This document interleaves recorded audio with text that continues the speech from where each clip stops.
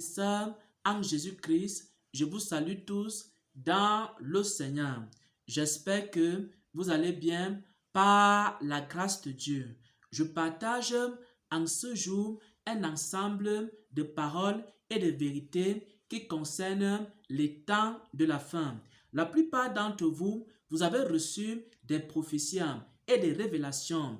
Dans ces révélations, vous voyez qu'il y a des nouvelles maladies qui arrivent sur la terre. Dans vos songes, dans vos visions, vous voyez qu'il y aura des persécutions qui arrivent sur la terre. Dans vos songes et dans vos visions, vous voyez qu'il y a des guerres qui arrivent sur la terre, des catastrophes naturelles et des maladies incurables.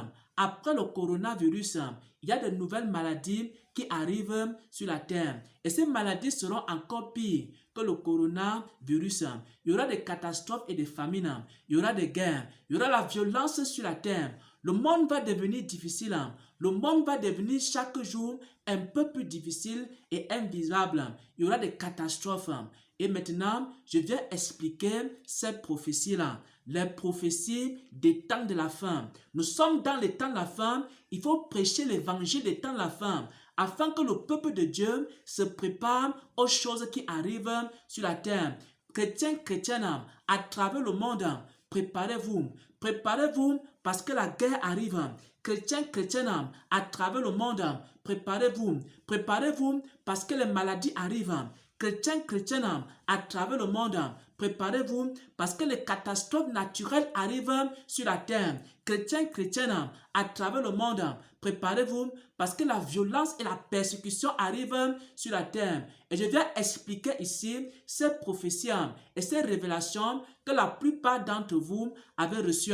Depuis les années 2018, le Seigneur m'a beaucoup parlé des catastrophes, des calamités, la souffrance qui va grandir sur la terre. Le Seigneur m'a dit une fois que le monde est devenu incertain et le monde va devenir de plus en plus incertain. Premièrement, je vais expliquer sur la base des Saintes Écritures pourquoi est-ce que le monde est incertain et pourquoi le monde va devenir de plus en plus incertain. Et ensuite, je vais expliquer au peuple de Dieu comment faire pour se préparer aux événements des temps de la fin. Comme nous sommes dans les temps de la fin, il faut prêcher un évangile des temps de la fin pour que les chrétiens et les chrétiennes se préparent aux événements. Celui qui ne va pas se préparer à ces événements-là, il va succomber, il va succomber, il va succomber. Le chrétien, la chrétienne qui ne va pas se préparer aux événements des temps de la fin,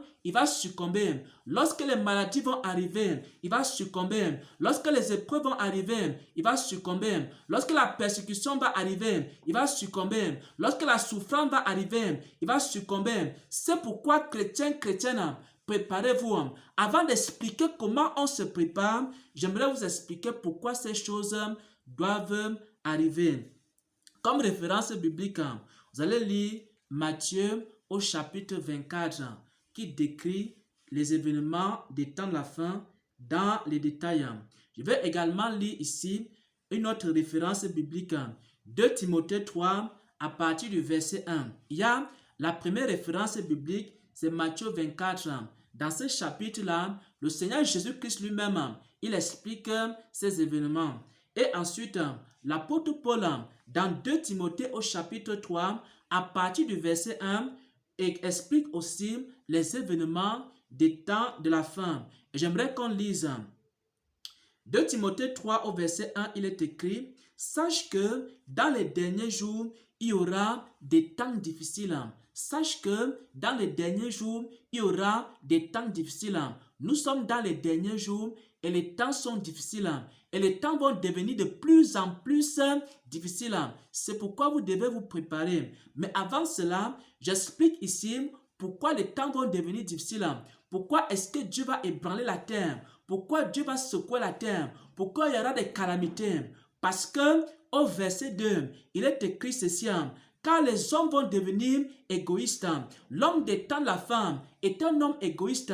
Les cœurs des hommes sont des cœurs remplis d'égoïsme. Dans ce temps de la femme, les cœurs des hommes seront amis de l'argent, fanfarons, hautains, blasphémateurs. Il y aura des blasphémateurs sur la terre. Et les blasphèmes vont encore s'amplifier. Pourquoi? Parce que ce sont les hommes des temps de la fin et leurs cœurs qui sont remplis de blasphèmes. Il dit encore ici que les gens seront rebelles à leurs parents. Les gens ne vont plus respecter leurs parents ni les autorités. Les gens vont devenir ingrats. L'ingratitude qui règne dans le monde. Pourquoi? Parce qu'il n'y a plus d'hommes et de femmes reconnaissants sur la terre. Irreligieux. Les gens vont mépriser les choses de Dieu. Insensibles. Les gens vont devenir de plus en plus insensibles. Parfois, lorsqu'on est en train de tuer ou d'agresser quelqu'un, les gens prennent le téléphone, ils commencent à filmer, mais ils ne peuvent pas venir au secours de celui qui est en danger. Il filme, il est en train de filmer pour envoyer sur les réseaux sociaux. Comment on est en train de tuer quelqu'un, comment on est en train de gorger quelqu'un, comment quelqu'un est en train de souffrir. Pourquoi? Parce que les gens sont devenus insensibles aux souffrances des autres, déloyaux, les gens qui manquent de loyauté. Et ensuite, calomniateurs. Il y a plein de gens qui sont remplis de calomnies et de mensonges, intempérants, cruels, ennemis des gens de bien, persécuteurs des gens de bien, traîtres, emportés, enflés d'orgueil, aimant les plaisirs plus que Dieu, ayant l'apparence de piété, mais régnant ce qui enferme la force. Voilà comment l'apôtre Paul décrit par l'Esprit de Dieu les hommes des temps de la fin qui sont remplis de péchés. Et ce péché, c'est l'égoïsme. Ce péché, c'est la cupidité. Ce péché, c'est la vantardise. Ce péché, c'est l'orgueil. Ce péché, ce sont les blasphèmes et des choses semblables. Et maintenant, pour que les hommes puissent encore croire à la vérité, Dieu est obligé de faire quoi? Dieu est obligé maintenant d'envoyer le feu. Parce que ces cœurs-ci ne peuvent pas porter du fruit. Même si vous prêchez l'évangile à ces hommes et à ces femmes qui sont remplis de ces choses dans leur cœur, ils ne vont pas croire. Les cœurs sont tellement endurcis que lorsque vous prêchez l'évangile, les gens se moquent, les gens blasphèment. Lorsque les cœurs sont tellement endurcis, même quand vous prêchez l'évangile, les gens vous persécutent, ils vous tuent, ils vous mettent en prison. Les cœurs sont tellement endurcis et remplis d'orgueil que lorsque vous prêchez simplement l'évangile, alors les gens commencent à vous outrager, les gens commencent à vous calomnier. Mais maintenant, le Seigneur va faire quelque chose. Il va envoyer le feu sur la terre pour briser l'orgueil des hommes. Il va envoyer le feu sur la terre pour briser la méchanceté. Il va envoyer le feu sur la terre pour humilier le cœur des hommes. Et ce feu va se manifester à travers quoi? À travers des famines, à travers des catastrophes, à travers les guerres, à travers les maladies. Et maintenant, lorsque ces maladies vont envahir la terre, les gens vont commencer à se repentir. Pourquoi? Parce qu'ils ne pourront plus compter sur leur argent. Il y a des maladies qui vont arriver. Votre argent ne pourra pas vous aider. Ceux qui comptent sur leur argent, il faut savoir qu'il y a des maladies qui arrivent sur la terre. Votre argent ne pourra pas vous aider. Ceux qui comptent sur leur savoir, il faut savoir qu'il y a des calamités qui arrivent sur la terre. Vos connaissances scientifiques ne pourront pas vous aider. Ceux qui comptent sur leur force, il faut savoir qu'il y aura des guerres qui arrivent sur la terre et votre force ne pourra pas vous aider. Ceux qui comptent sur les hommes, il faut savoir qu'il y a certaines choses qui arrivent. Et ce sur quoi vous comptez, ça ne pourra pas vous aider. C'est pourquoi il faut commencer à mettre votre confiance en Dieu. Si quelqu'un veut résister aux événements des temps de la fin, il faut qu'il mette sa confiance en Dieu. Ne t'appuie pas sur l'argent, ne t'appuie pas sur ta connaissance, ne t'appuie pas sur tes relations, ne t'appuie pas sur les hommes, mais appuie-toi sur le Seigneur. Et alors, pendant ces temps de la fin, le Seigneur va te préserver, le Seigneur va te sauver, le Seigneur va te soutenir, le Seigneur va te secourir. Pourquoi? Parce que les épreuves qui arrivent dans ces temps de la fin sont telles que si quelqu'un ne s'appuie pas sur Dieu, si quelqu'un n'a pas appris à compter sur Dieu, il ne pourra jamais s'en sortir. Bien-aimés frères et sœurs en Christ, il y a des calamités qui arrivent sur la terre. Préparez-vous. Il y a des catastrophes qui arrivent sur la terre. Préparez-vous. Préparez-vous. Préparez-vous. Préparez-vous. Comment on se prépare à ces catastrophes?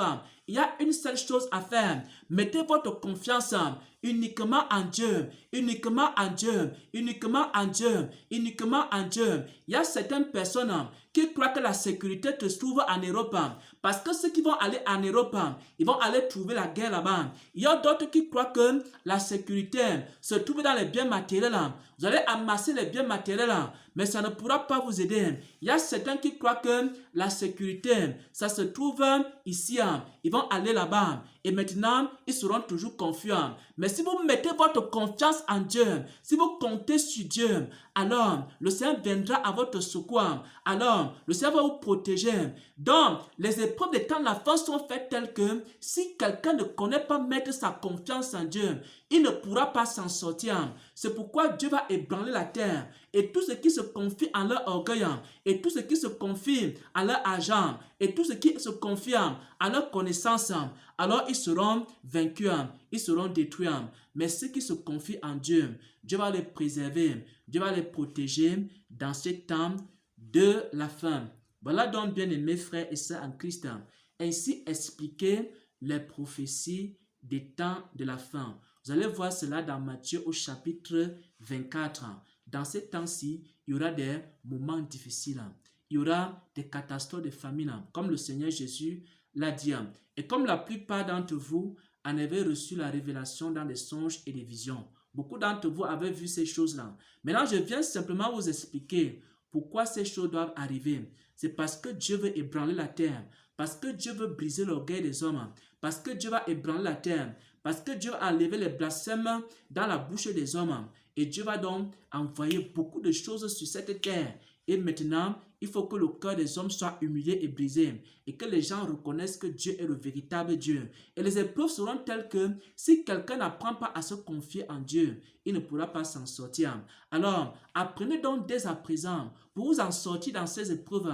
Apprenez à compter sur Dieu. Apprenez à compter sur Dieu. Apprenez à compter sur Dieu. Apprenez à chercher Dieu. C'est le moment d'apprendre à chercher Dieu. En ce temps-ci là, c'est le moment d'apprendre l'intimité avec Dieu. En ce temps-ci là, c'est le moment de se réconcilier avec Dieu. En ce temps-ci là, c'est le moment de se repentir. En ce temps-ci là, c'est le moment d'aller vers Dieu, de s'approcher de Dieu, d'avoir une relation avec Dieu.